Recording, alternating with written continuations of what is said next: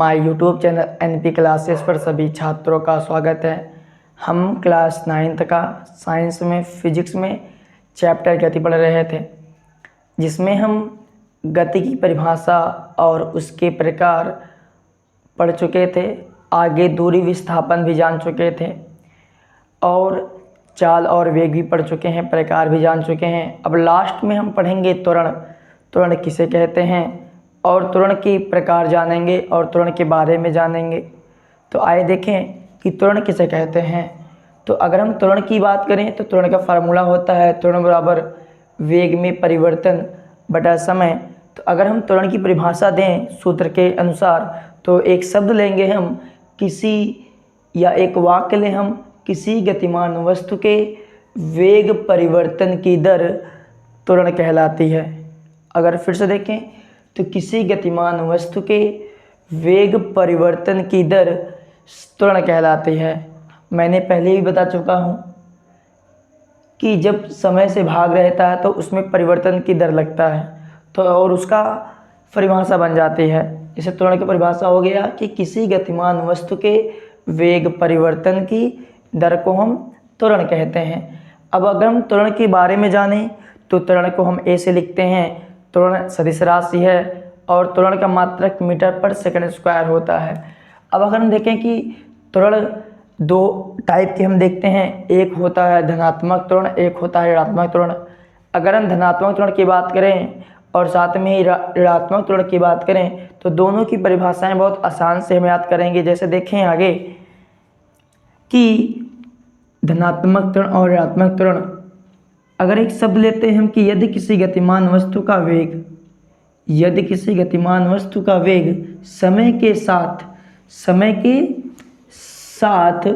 बढ़ता है तो उसे कहेंगे धनात्मक त्वरण। अगर समय के साथ घटता है तो उसे कहते हैं ऋणात्मक त्वरण। तो अगर हम फिर से देखें धनात्मक त्वरण ऋणात्मक त्वरण तो बहुत आसान है। जैसे कहें कि यदि किसी गतिमान वस्तु का वेग समय के साथ बढ़ता है तो उसे कहेंगे धनात्मक त्वरण। अगर समय के साथ घटता है तो उसे कहेंगे ऋणात्मक त्वरण। अगर हम देखें त्वरण के प्रकार तो त्वरण के प्रकार लगभग हम 4 पढ़ेंगे, एक समान त्वरण, असमान त्वरण और तात्क्षणिक त्वरण और लास्ट पढ़ेंगे हम औसत त्वरण। तो हम पहले देखते हैं कि एक समान त्वरण और असमान त्वरण किसे कहते हैं। तो हम क्या कहेंगे कि समान समय अंतराल में